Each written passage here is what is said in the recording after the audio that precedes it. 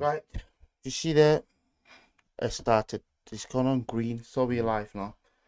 Um, Thank you everybody for tuning into this live broadcast. There's nobody connected right now. When you have a new broadcast, it doesn't get that much traction. But with time, effort, and resilience, we get somewhere. So today I've got my guest here today is Raul, and I'm your host, Mr. D from the Hair Doctors, and today we're going to talk about situationships. The nightmare that the Western man is going through in these so-called relationships, the destruction of the manhood in a Western society. That's mainly what we're going to talk about today. It's not going to be an interview, it's just going to be a discussion between myself, the host, and my guest here. So I will introduce Mr. Raul, and he's going to tell you a bit of something about himself or the topic of the day. So, good afternoon or good morning. My name's Raul, formerly known as Sam. Everyone calls me Sam. We're just here. First of all, thank you for inviting me to the podcast, Diallo. I'm happy to be here. Basically, I'm here to talk about situationships in terms of relationships and breakups, and if you have kids, what happens with the whole breakup situation, because it does get tough when you do have kids in the middle, to be fair. So that's what I'm here to talk about. Right. So, when is the right time to start a relationship?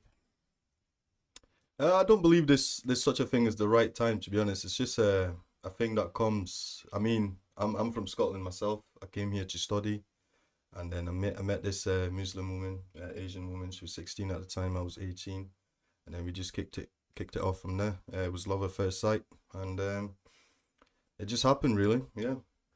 In hindsight, now that you know what happened, you've lived the relationship until the breakup.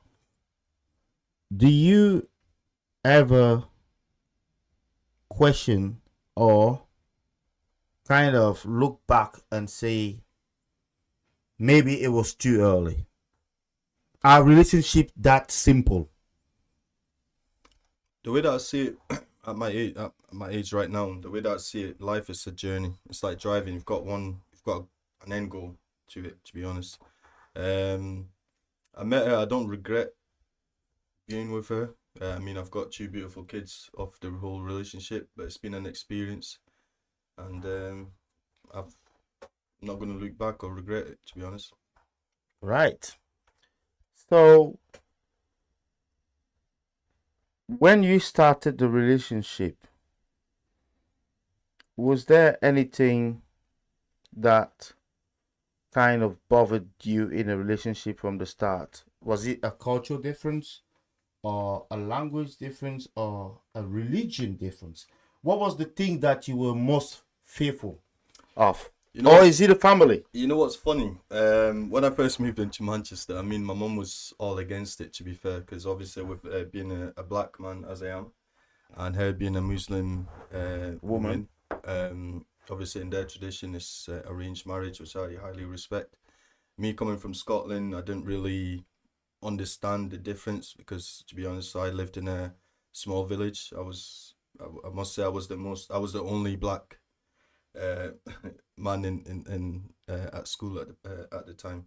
It was really hard, to be honest. Family didn't like me, obviously, with the being non-Muslim thing, and there has been a massive cultural difference. I mean, there was a time we even got onto a bus, and this Muslim man got out the bus just because obviously he couldn't stand me seeing his sister. So I do understand. Yeah. So, has there ever been a moment when you thought about changing your religion? You know what's funny at the minute actually, I am considering it. Yeah, I think Muslims are very peaceful people, and I'm thinking about it, but I just don't know where to start. I've just got a lot When did going you on. start thinking about changing your religion?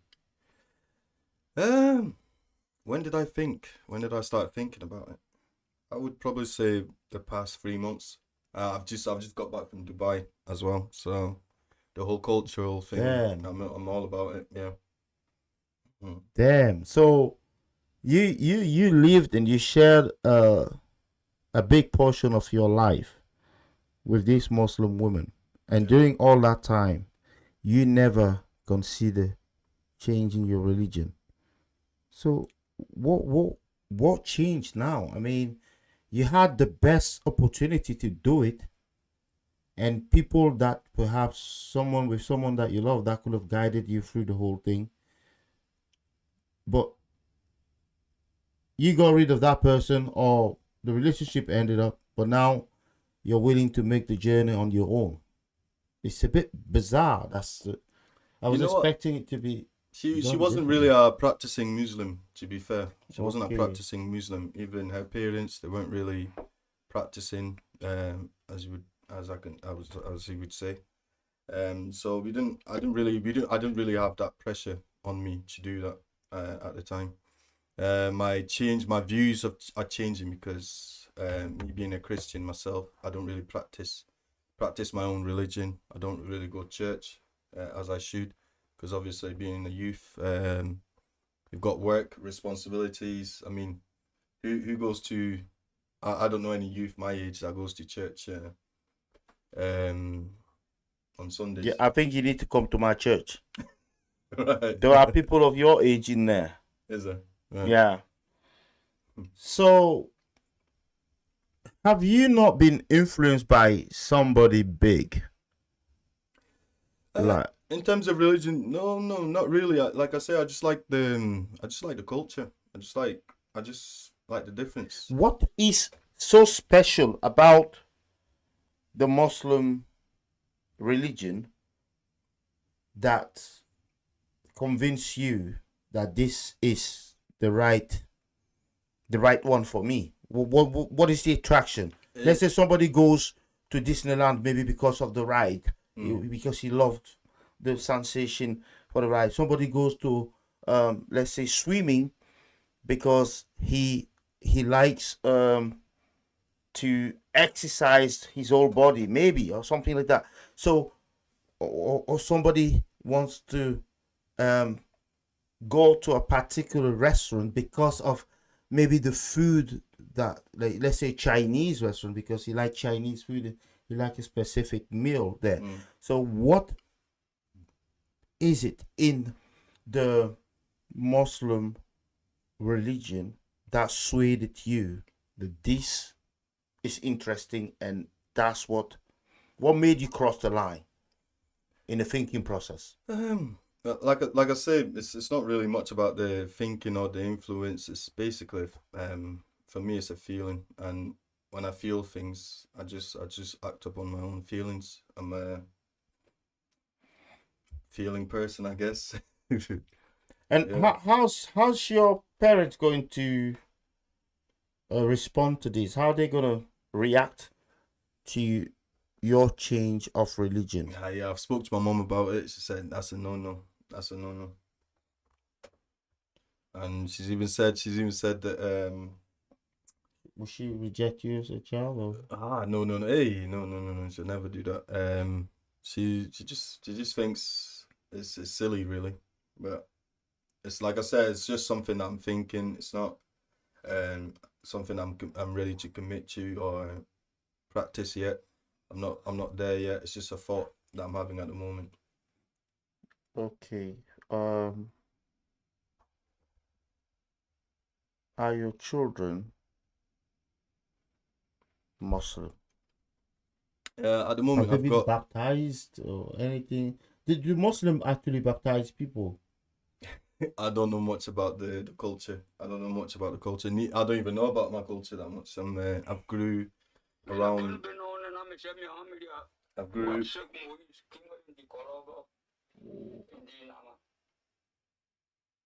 Yes, you grew up. Sorry. I grew up around the. My mum got married to a white man, so my stepdad's white. So I'm.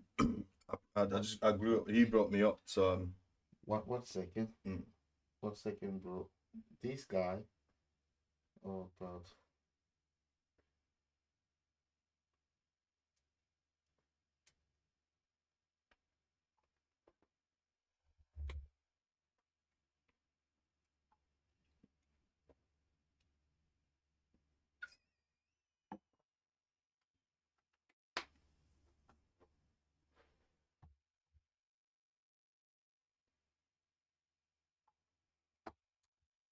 Yeah. So, sorry about that. I just had somebody that messaged me, somebody important, somebody who could actually be a very good guest for this. I think he's Muslim. I think so. A it Gambian would guy. have been interesting to have a Muslim man Gambian, telling yeah, me yeah, yeah. A things about, Gambian guy. Yeah. He's Muslim, but I don't know. I've got a lot of Muslim friends as well. Yeah, I don't know. If we're lucky, we might have him on the broadcast. So you were saying something about your mom and saying that you consider yourself a Christian, but you're not 100% practicing Christian. Yeah. Because there's not that many young people or people of your age that you see going to church or following the word of God according to the Bible. Yeah. So if I brought you to my church, you would probably see a lot more young people there. But in reality, somebody has a sense perhaps that Christianity is losing its grip, it's losing its essence, it's losing its value, it's losing its presence. For example, churches are being turned into Business. pubs and businesses. That's why I'm running away from there. And into host places like where people go and bed and breakfast. Is it what do you call it? Like places where people use as hotel or motel or stuff. Yeah, yeah. So a lot of the churches in England here are actually being turned into something else. But that brings into question the essence of that particular religion, in a sense that people are saying, well, come on, so what was this all about? You built all these churches, you put the message all across the world, you conquered some lands, some countries, you told people that this was the message that they have to listen and follow, and the Jesus is white. Yeah. Jesus is white. And now you're saying that don't bother about that. The Bible doesn't matter, because the Bible, what does it say about same-sex marriages? That's another topic that, like I said, I don't So want to. I keep my personal views to myself. Yeah, that's one of the questions. So to me, these are facts or details, or I don't know how to say it. These little things, or we call them little, but they are massive. When I go and speak, for example, to a Muslim friend, he will say to me, you're saying that your religion is the best. How come you don't follow your own Bible? End of debate. He's just shut me down. Because I have no answer to give him. And I remember one pastor saying, when Whitney Houston died during her funeral, he's called Pastor Marvin Grenon.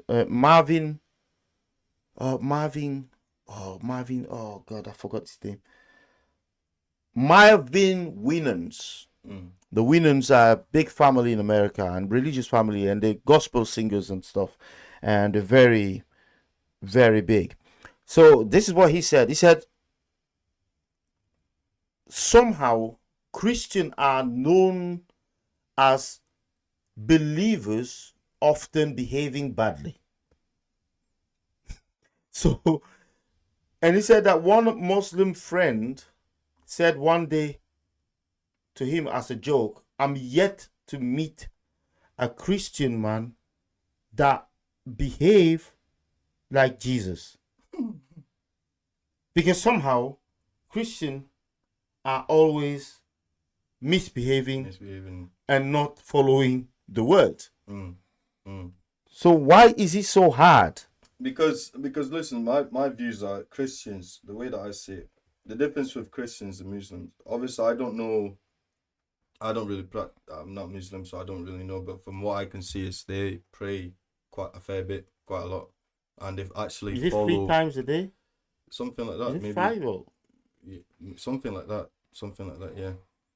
Yeah. So with us Christians, we get 7 days a week, and we only get 1 day to go and pray to God. And half of the time, if you go to these churches, I'm talking about from what I've seen anyway. I'm not judging everyone. From what I've seen, it's almost like these women and men go in there just to show off their new dresses, That's the African church. That's what I'm saying. That's the African church. Yeah. Now it's for my own. You can debate on that. We can debate on that, on the dress code and everything. But this is how I went to church today. Look, I'm wearing shorts. This is how I went to church today. I go to a white church. All right. Yeah. So wow. The clothes. Why do you go to a white church? Why a white church? Because I think there is this new movement where people call it, well, how do they call this? Born again churches and all this stuff. Evangelist. Do they call them evangelist? But there's this new fringe of churches that will come in, and they're very intrusive. So they will want to get inside your house, inside your bedroom, and know all your business. And I don't like that. I don't like that idea. So if I don't go to church today, I'm not accountable to the pastor. I'm accountable to God. So I have to. I get my rating from God, not the pastor. But when you go to this Afro church, it's like the pastor is the link. So he's there in between you and God. Actually, he's more severe than God. He's he's the one running the show. Oh, what's your job? What do you do? Oh, you should be paying 10% of that. You should be paying 15%. You should be doing this and that. So they want to control the money. Become a scam. They want to control your relationship, your marriage. It's like in America, you do have these mega churches as well. In America, church is massive. Big business. Yeah. So in America, you have 3 types of church. You have the standard church, where you have majority is white people. Yes, America has a majority of white population. And then you have this Afro church, new evangelist or born again churches, which are pretty small sometimes. Then you have some other ones that are pretty big, massive, international. They have like radio station, they have like TV station, like TV Joshua, they're big like that. There are loads of names there. I can't recall any of the names now, but if you go and type there, like Pastor Marvin Winans, he's from a Baptist church somewhere. I don't know exactly where, but they're all big there, and they will travel with private jets and That's what They I'm have a saying. And they lot of own money. these. They own And these. the one these thing I don't people. understand is how you can enrich yourself and live a very comfortable life with poor people. The people Yeah. who come to you Mhm. are often, the majority of them, the vast majority of them are And they poor. will tell you, you give him money and God will give you more. Yeah. So you don't believe in that? What? No, No. not at all. No. So you have those three types of churches there in America, but church in America is a serious business. Mm. They're not as You know empty. what? They're not as empty as the churches here. Even Africa is coming up as well. You know, they're doing the same thing, the same system. You'll see like at least Church 3,000, business. 5,000, yeah, 5,000 people in one place. Then you have this past. I don't even want to go through that. This To be honest. Yeah. pastor, he's got people there that can barely afford to eat one meal a day, but they'll have to bring offering. They have to Yeah. bring the very little money they have that they can buy an extra meal for the kids and stuff, and they'll They're be gonna give handing to the it pastor. to the pastor. So that's a big problem there in Africa. But I think That's not really the biggest problem in Africa. The biggest one at the minute is when I last went to Africa in December. I think I heard a lot about pastors coming into between people's relationship and sleeping with the man's wife apparently. And I was taken back. I was like, wow, that does happen. wow. That happens. It does happen. It's something that is very. It's not.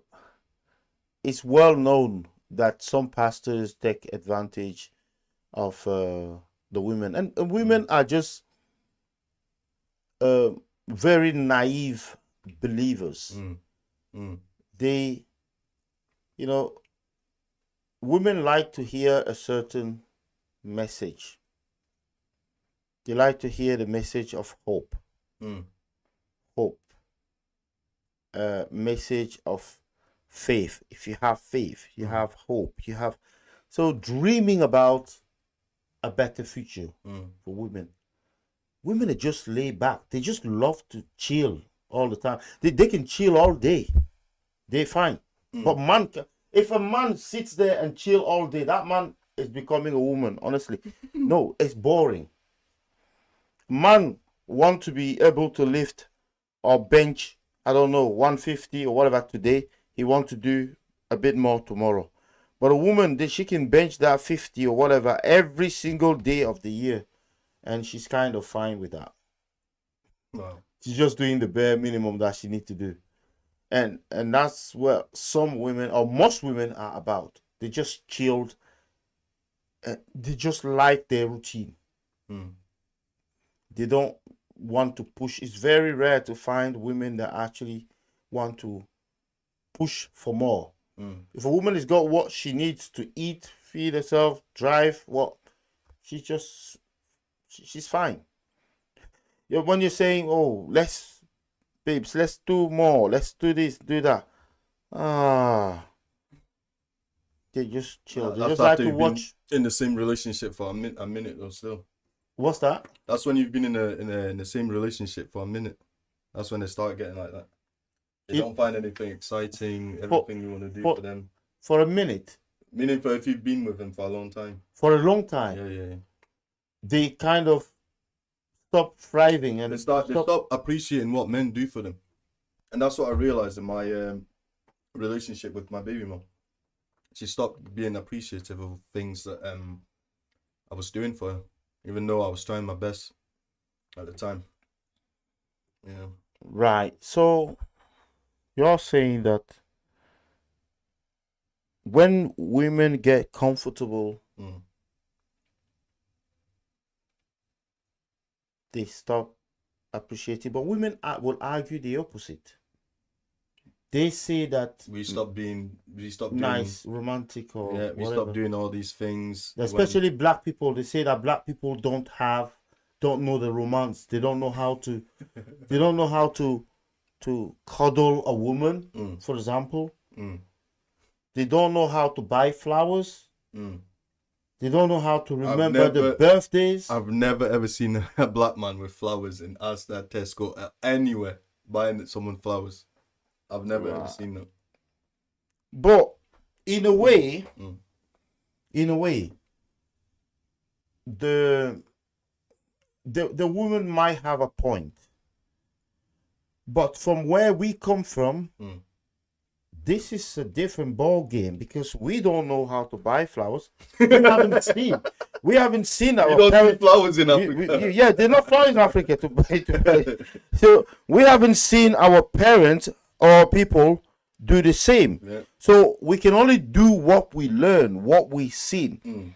So if we haven't seen anything, then it's kind of strange for us to do it. Mm. Although we come to a different environment and we see that this is what's happening here, Mm. we still find it difficult to adapt to that culture. Because what will happen if you give a girl, let's say you give a girl in Africa, you give her some flowers, Mm.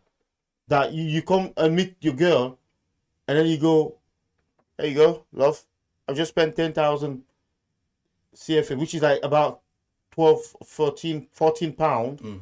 on buying this bunch of flowers. The girl will take a damn thing and just throw it on your face. So kiss her teeth. Son. She will say, What the, is this? what is this? What is this? Do I eat this? you should have given me the money instead. Uh-huh. Why are you going to waste money on these bloody flowers? And then on top of that, those flowers will not even last 2 days because it's so hot there. The bloody thing's going to die in 2 days. Where's she gonna get the water from? Yeah, where's she going to get the water from? So they have too many problems. So we come from a different culture. So sometimes I try to understand the women, especially black women, but sometimes it's hard because they want to be black, but they also want to be European. Mm-hmm. And somewhere they get lost in between. That's so why... one day they will claim, oh, we here in the Western world, you work, I work. I clean, you clean. So those are the rules for the Western world. But now when it comes to money, you are the man of the house. The man has to pay. You're the man of the house. So, but then they say we're all equal. This is what I mean. This is what's going around the world right now. Like everyone's saying that man and woman are equal. It's all nonsense, that equal business. I said man and woman would never be equal until the day a woman will start doing bricklaying work. We'll have as many women doing bricklaying works, being plumbers, being electrician, working in the poles, going there to do these mobile, what do you call it? Mobile phone receptors, those poles. Oh yeah, installing them. Women can't even go on top of the bloody. You have like how do you call these? Just to change the light bulb there. Go stand on the what do you call on a the ladder. She won't even go on a ladder. 70% or 75% of women will even go on a ladder because they're so fearful of falling and breaking one nail or one thing. So they won't do it. But somehow we are equal. But equal in what exactly? I believe that man and woman will never be equal. I mean, that's just bare truth. It's not. There's not debating now. I believe it too. I think a man has, especially when you're together, like two different sexes. I think a man has their own place. A woman has their own place. Now, it's down to you two how to work out how to make it work, basically, because you can't have it one way and have it another way. You know what I mean? Like, for me, the way that I see it in this day and age, a man is there to constantly please a woman. In this day and age, that's how I feel. To please a woman. Don't you feel fearful for your son? What's gonna happen to him when he's 18, 16, 18 and stuff, and he start dating girls? How do you imagine the dating world is gonna be? The way that things are going right now, I'm scared, man. This LBGTQLC plus divided by 2 thing, man. What? Like the other day, I walked into flipping Aldi. Everyone had all these blue, LGBT rainbow things on their faces, and one of the workers didn't have it on, so his colleague asked him, "Oh, how come you didn't get yours on?" The guy just made it on the made it made it up on the spot. Oh, I forgot. But why does everyone feel, why do they feel like we all need to join into the movement? That's what I don't understand. I have nothing against them. I have, like, you can do your thing, do it, like, but I feel like in this country it's so in our faces. It's too much into our face. Someone is pushing an agenda. So Yeah. they've got an agenda that they're trying to push and get everyone to, especially young children. Like, people are dying out here, but we're constantly pushing this. So I'm actually fearful. here's another thing I don't understand. So how come a young person who's under the age of 16 can't buy cigarette, cannot have sex under the age of 16, but they can choose to change their sex? How much sense does that make? So they cannot have sex, but they can choose to change their sex. Doesn't make sense. If you get a young person who's 14 because he feels like, I feel like I'm a woman now, what if he feels like he's a man again when he turns 18? I don't know if you've heard about the story about this guy in Scotland. He went into prison, but he basically put a wig on to say that no, he now identifies as a woman. Yeah. So they put him in the women's prison just for having a wig on. And the guy ended up ripping two women's prison. Well, that's so he did it just to get into. That's the story that made Nicola Sturgeon lose her job, because they asked her what is a woman. Yeah. Can I ask you the question? What is a woman? Do you know what a woman is? It's simple. A woman. To be honest, I'm that confused because the amount of things that I listen to myself. To be honest, it confuses me. Do you know what a woman is? I believe a woman is a person who is born with female genitals and predisposed to birth to give children. That's my definition of a woman. How many sexes is there? How many sexes? Sex. Right now we've got. Oh, well, how many genders? How many genders? Yeah. Well, only 2 genders ever. But now there's more. It's left or right to me. All the rest but now there's more than that. It's just bullshit. It's just feelings. I feel like you can feel whatever you want. You can feel that you're a dog, you're a goat, you're a cat, you're a pig, whatever. But you're entitled to feel whichever way you want. But where it doesn't make sense anymore is you trying to tell me that this bottle here, the liquid inside that bottle, is not yellow. That is actually blue. No, it's not. There you go. Or that is actually brown. No, it's not. It is yellow. So, if someone wants to come there and say that what our ancestors have taught us over years and years and years was wrong, it's just the world going bonkers. Whatever the agenda is. Some people are saying that they're doing this because they want to suppress the birth, like the control birth, so that people don't have too many children. Because if you have female and female, obviously that will not lead to many people. That's a controlled environment where, in order to have a child, the child does not come there by accident. Yeah, you understand? That doesn't make sense, because if they but a child does not come in that relationship by accident. They have to go to the hospital and seek to get a child. You see what I mean? That's birth control. That's one way of birth control. Because you can sit down there and think about this. The only kind of idea that come to my mind that could justify this is perhaps birth control. Or we could go back, and I don't know if China is still doing it, where everyone's only permitted to have one child.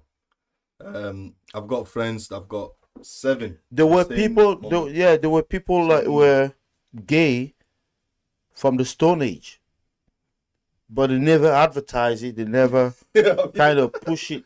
Like I went to what do you call this, Cardiff last time, and during Easter, and we went to visit a place there, like a castle, and that castle was the property of a guy called Jeffrey. Jeffrey who? Oh, Jeffrey, I don't know. Oh, he had a name there. But this guy was gay. Mm. The guy was gay, but he got married to hide. No, to a model. A model. A woman. She's a model from Eastern European, Eastern European country. So she married this woman. The woman knew he was gay, and the woman still got married to him. The woman was having affairs with other people's husband. They're like other women's husband. That's what she was doing. And he was having affairs with other men. So how we got to discover this is that we got to the castle, and then they say, this is his room here. And then they go and show us another room somewhere else. They say, this is the room of his wife. Then I'm like, what's going on here? They were both sleeping. Why are they both sleeping? That's when the woman says, oh, well, because the guy was gay. And they had to get married to kind of fit in and make it look normal. So my biggest fear right now with the way things are going, because you said obviously it'll be a different time by the time my son's 18 or whatever, when he starts dating. My biggest fear, the way that things are going, I mean, I think for us black men, our biggest fear being in this country is for our kids to be in a relationship with the same sex. You're the same sex. I think as I don't know. Is that the biggest scare? For me it is. But I think for black men it is. So how do you manage to avoid that? How do you try to avoid that? Is it through education and try to educate your children and talk to them and stuff? There's only so much we can do. I think the environment is toxic.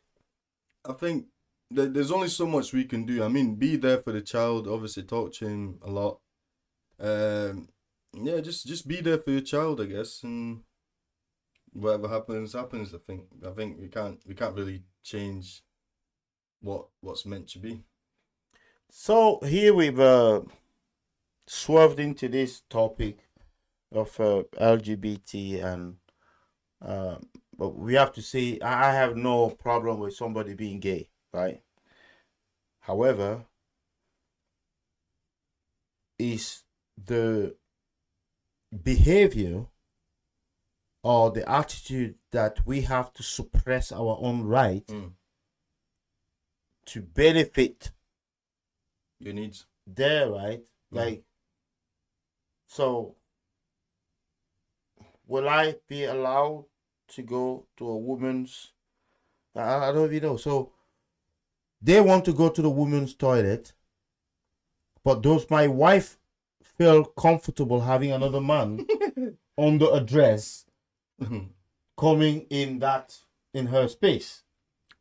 Does that matter? No. They say no, it doesn't matter. He just said, I'm a woman. So because I said I'm a woman, I qualify to go in there. And here's the thing, right? This is where it gets really dumb. Because if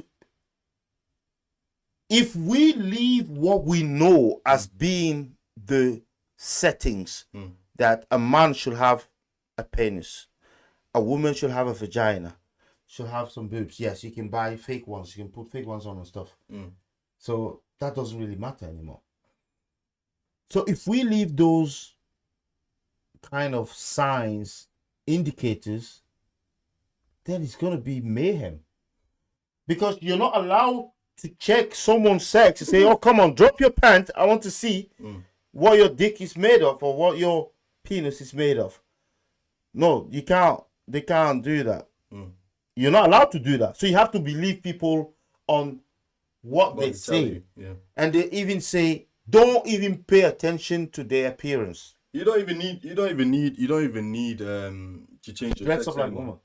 No, you don't even just put a wig on and dress up like a woman. Like you don't even need to change your sex anymore. You can just say, "Oh, and now you can even change your And name." that can cause It's some so problem easy. because I'm pretty sure there's some woman that will see some man going in a woman's toilet and say, "Oh, you're not going there," and he'll be like, "Who the hell are you to say I'm not? Mm. I don't have the right to go there."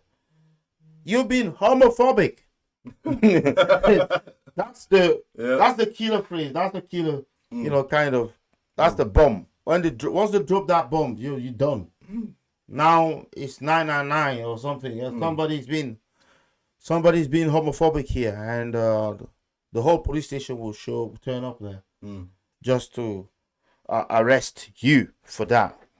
So I believe that this trend will fail ultimately, but we will have to face some situations where people will actually realize that this is not possible. We can't do this. It brings more mess. I mean, like, how many toilets should we have now? Is a guy that turned into a woman, they're saying that they should have their own toilet. The woman that turned into a guy, they say they should have their own toilet. Now you have the men, and then you have the other people. How would you feel if a man?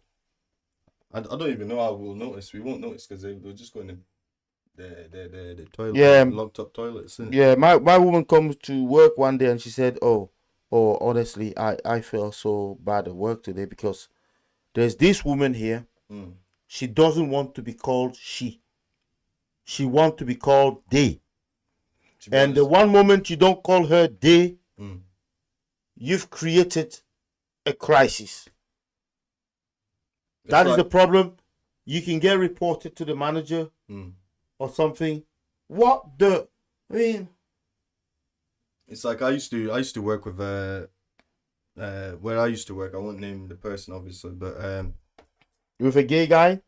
it was it was a man just in a wig, and we had to call.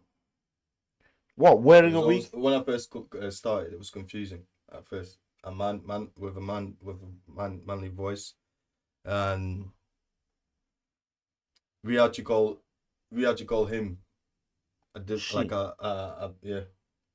Like she I, said, I, she, I right? call her she Okay. by a girl's name, Yeah.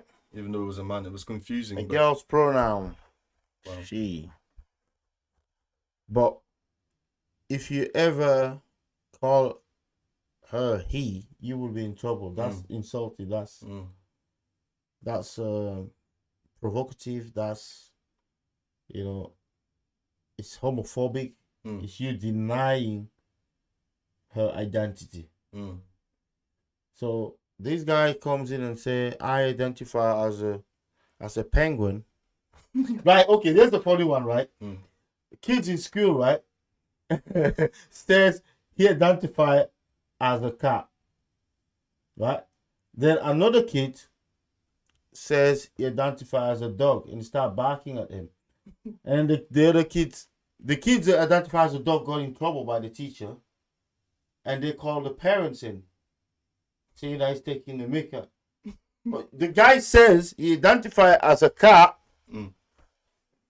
Well, why is the other kid not allowed to identify as the dog? And then when you have a dog and a cat somewhere, what happened? They fight. One will bark at the other one. So it's just normal.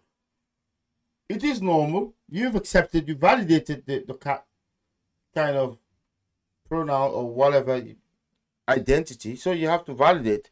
If the other one wants to be a dog, want to be a pigeon, you have to accept that. So these are problems that will not go away. The world was peaceful. Well, because when we look where we are now, we have more problems than we had before. We had a few problems before, but now these guys just multiply the problem by like 10 or 20. And it's never ending, non-stop. So we're supposed to talk about the relationship here. How men go through some tough hardship, and we swerve into the LGBTQ plus debate. I don't even know what that stands for. But Yeah. So if we want to come back to this debate, why have you never felt comfortable with dating like a white girl? That's actually the opposite. I grew up around white people, so I'm black on the outside, but I do act like a white man, to be honest, compared to You you. could have had less problems dating. You could have chosen like an easy route. Instead, Is it not an easy route instead of to dating date a to date a Pakistani. white girl? I think everyone acts different. Everyone acts different, so you just never know. You just never know. I have friends as well who been with a white woman, got married to them, and then just did the same thing, and he's still going through what I've been through. Right. Mm. I see, guys. I have this customer, and the girl told him that she was pregnant, and he went back with her. They had like a short relationship, like not even a short, maybe the one night stand or something, and then she got pregnant. So Dang. yeah, but what you have to think about is that when women have more urge for sex Mm. is when they are more Going to be vulnerable, big. yeah, prone to have babies. Mm. A woman's body was not built as a machine that doesn't know where it's going.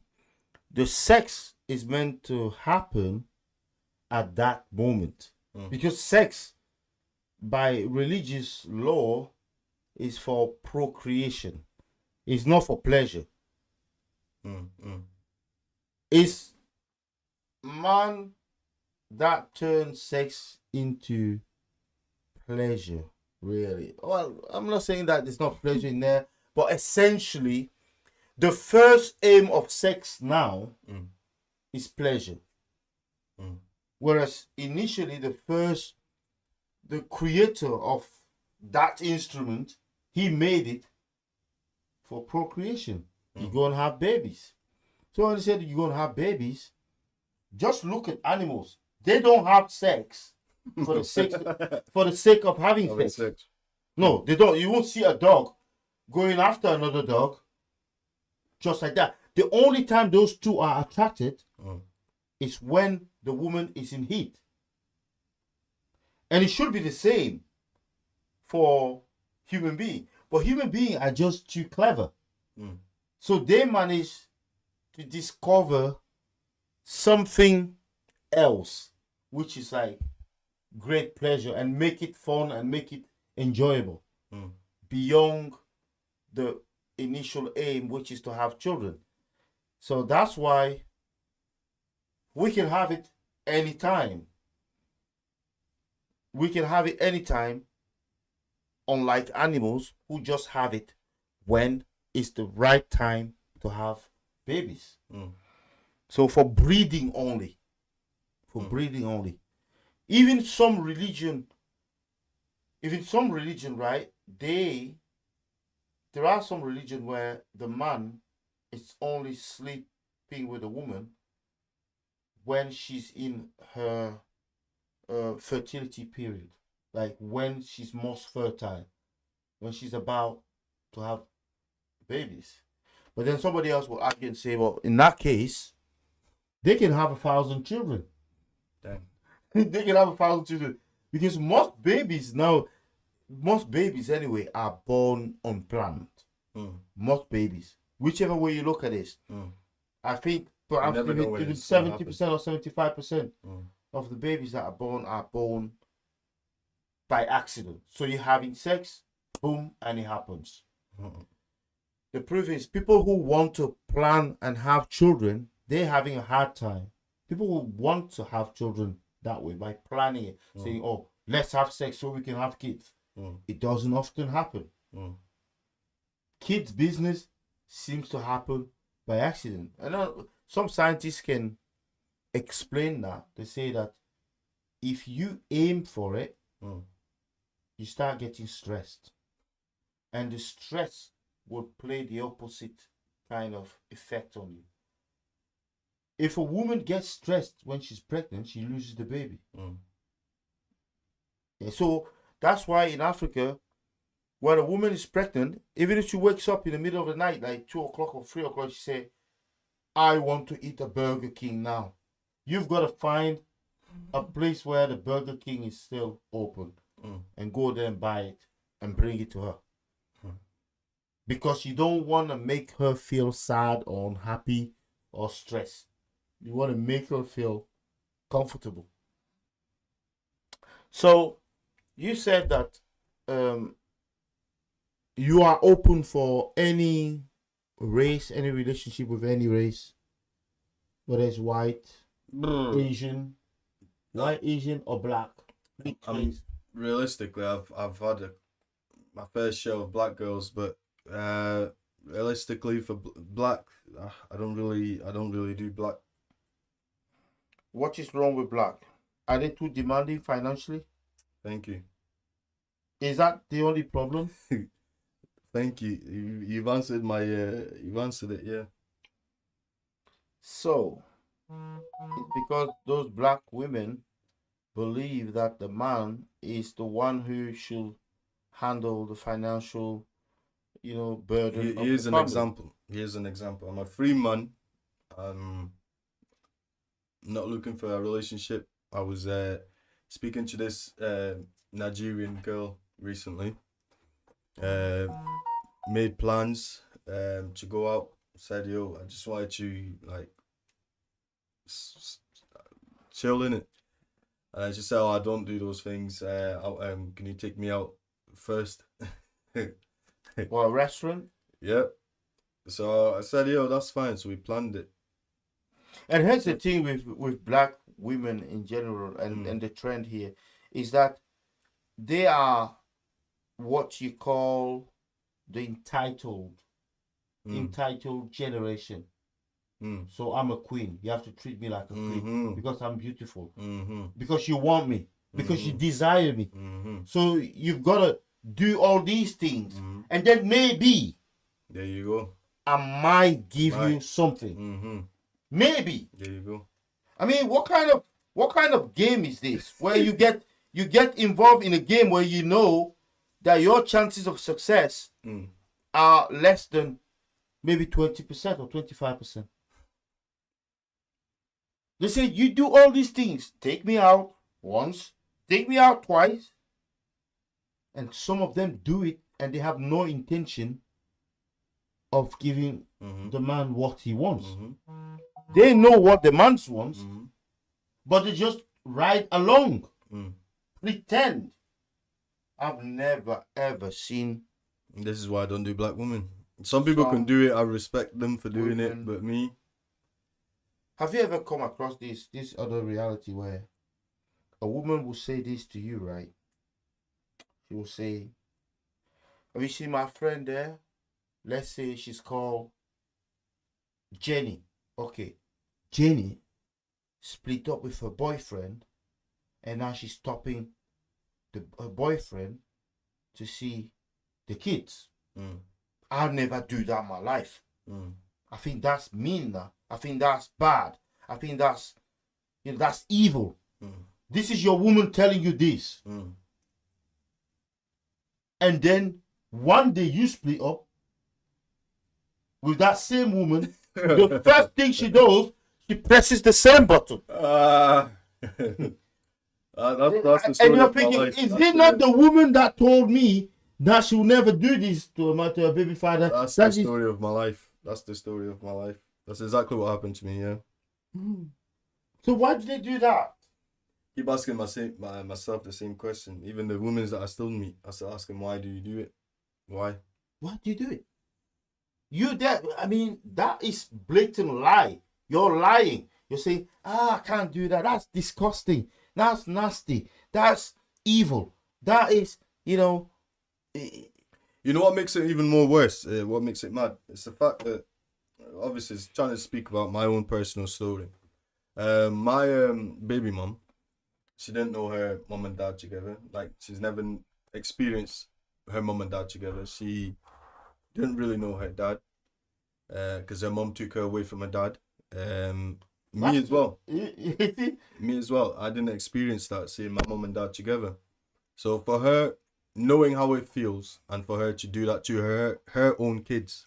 But this is just how ridiculous some women are. I mean, come and learn from your own experience. Did you enjoy that? No. And I'm still You're doing it anyway.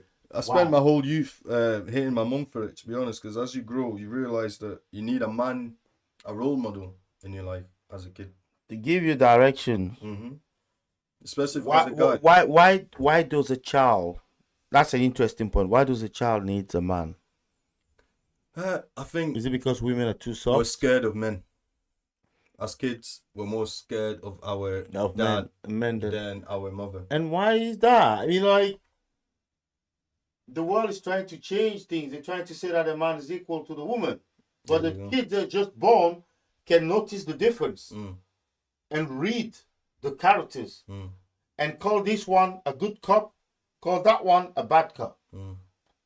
But grown ass women and men will tell you that, oh no, men are equal to women. But even the kids that are born, there was this video on TikTok or something where a woman is there telling the kids, you say, it's time to go to bed now.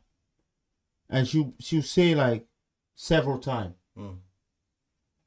And the kids are not even shaking. They're not even moving. They just continue to play there and mess about. So the man comes in, he opens the door. As soon as they see open the door, he just does the sign like this. They're all running towards the bed. Yeah. Some women will tell you, oh, that's intimidating. They're traumatizing the kids. Oh, they're traumatizing those kids. I better want to be a child abuse. Because now in this day and age, in this country, you look at a child wrong. Child abuse. No. Do you believe? No, I actually spoke to a woman who's a social worker that worked there and deal with this situation. She told me that there's no law in this country that tells a parent, ban a parent from smacking the kids. There's no law. There's no law. There's no law in any of the Western country that says you can't smack your kid. However, if in doing that, you injure them. Got them. Then you've caused trouble yourself. You made the situation where they have to come and investigate. However, as soon as we hear the social service has come for a child that we are raising, immediately we assume that it's bad news, that the child is going. But the social service always give you time to fix things, to repair, to show them that you've learned and you've changed and you repaired what happened. But often people don't cooperate. And there's this one example that a woman gave me. She said, when the social service comes and say to you, do you have any family, any cousin, any brothers, any mom or stuff where the child can go and stay there while we have an investigation to see what actually happened? And often people will say no, that they don't know anyone, they don't have anyone. In doing so, they believe that the social service will be stuck, that they won't take the kids away. Take your child. But they'll just take the child, send him to a strange family. Stranger's family, yeah. Yeah. They'll send him to a strange family. You see? And that's one thing that a lot of black people exactly don't understand. You better tell them you have somebody than lie to them that you have nobody, hoping that, well, then they won't remove the child. If they come in there to remove the child, they will remove the child if you don't give them an alternative. So it's not always the case that children are, better off. It's not always the case that children are better off with both families. There are some exceptions. If maybe the father is what women call an asshole, or is beating, beating the woman up, or beating the mother up every day or stuff. I don't know. That's different ball game. But apart from that, the child needs both parents. It doesn't matter what happened, who ended the relationship, because sometimes you have the sense that women are trying to avenge themselves Mm-hmm. when a man is the one who ends the relationship. Mm. So they will try and I'm going to make you suffer. So I'm going to use this child of yours. I think the women's usually use the kids as a weapon, to be honest, because I was out in Moston the other day, and there was this two couples. Well, this female walked in, one of the takeaways, and she was with, I think it was her friend. I don't know if it was her man or whatever. So she walked in, and then her baby dad walked in like a couple seconds later, and she's seen her with this guy, and he kicked off. The next thing you know, they start fighting. Obviously with jealousy and whatnot. And then the woman just started saying, "Oh well, right, you're not seeing your kids anymore." So this weapon, using the kids as a weapon, I don't know. I don't think it's right, man. I don't think it's right. I mean, from my own experience, I broke up with my baby mom. No, I went out. She told me not to go out, but I still went out. Came back. She had everything packed. Broke up. That was it. So I took time, spent time about 2 months away. Started messaging her about when I left, I messaged her about the kids. Wanted to see the kids, make sure that we continue. I could continue my relationship with my Children. firstborn. That didn't happen because she was pregnant at the time. She was about to give birth. She ended up giving birth. I didn't see the child. I didn't see my daughter. She never told me my daughter was born until like a week later. Yeah, but I spoke to her at some point, and she said that she knew she was going to give birth at that. No, I knew she was gonna give birth. It was like we broke up like a month before she was supposed to give birth. But looking back, I think everything happened because of her hormones. But I didn't know any better. So we split up. I spent like a good 2 months without seeing my son. So I just randomly, me not knowing better, so I said, you know what, forget it. I'll just turn up at schools to see my son. So I stood out at the front door of his classroom. He saw me. He was so happy. Like the guy jumped on me, "Daddy, I miss you." He started giving me kisses and stuff. She didn't come and pick my son up. She had sent her friend to come pick my son up. So the school called her just to confirm if it's okay for me to take my son, even though I'm the dad.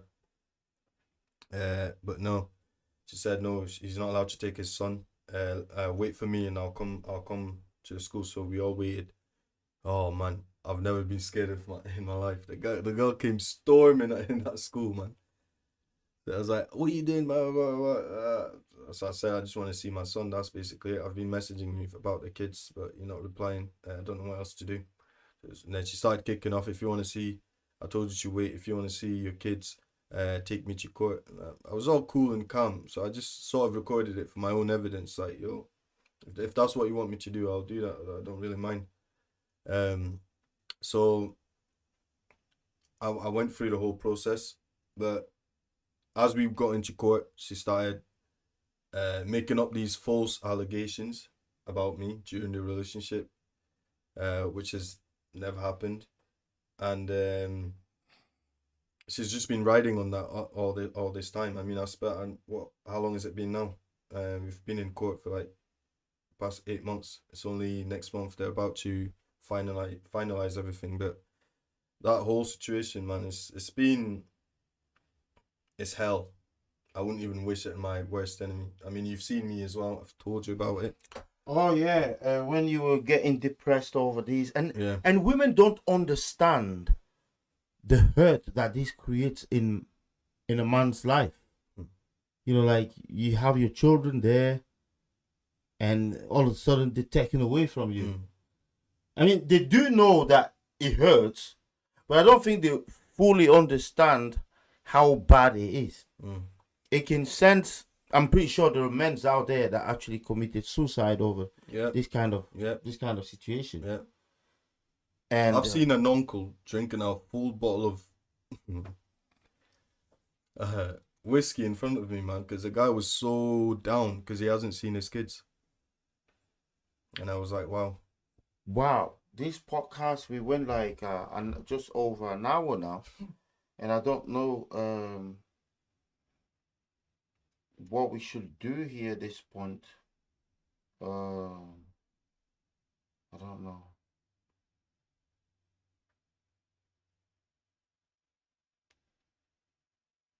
I don't know what we should do. Should we continue? It's a bit long. This it's an hour and 5 minutes there. So an hour and 5 minutes. I was trying to find that podcast here. Let me show you. It's the Hair Doctors. If you want to find the thing, I don't even know where it comes up. Live. Oh, is that where you have to go? 11 hours. I don't know whether this one will come up, but it said that there's a delay apparently. When you do it, there's a delay for it to go on there, especially a long hour like this. There is a delay. Right. So we're going to reset these because we've got another topic to do, and that one's not going to take long. This man works like a robot, so I don't get to see him all the time. It's never available. He could even come to my engagement party. No. He said he didn't want to pay 20 quid. Who's that? He said he didn't want to pay 20 quid.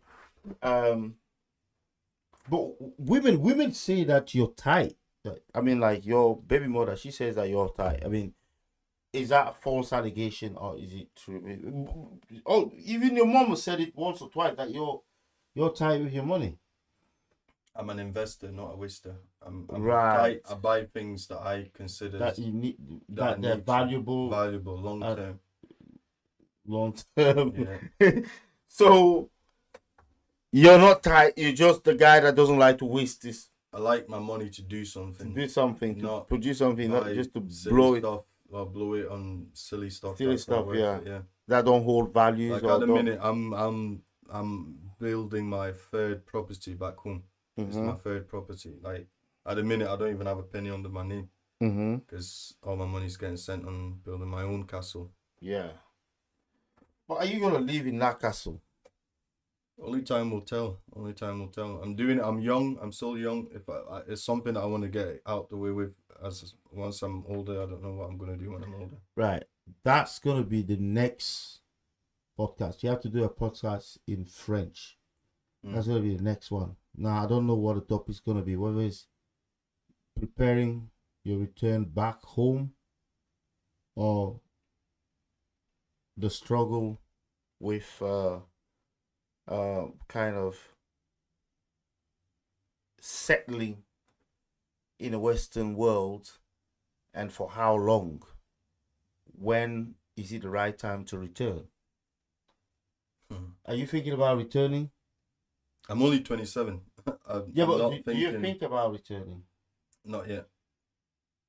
No, but I'm saying, okay, when you're 70, where do you see yourself? Not 70. I'm thinking maybe. No, I said at 70, where would you see yourself? Somewhere in 70 in Africa, yeah, definitely. Right, somewhere in Africa.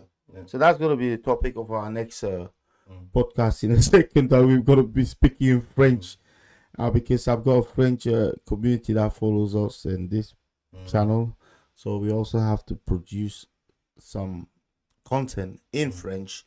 So that's what we'll be doing here. Quel est le meilleur moment pour rentrer en Afrique? Right.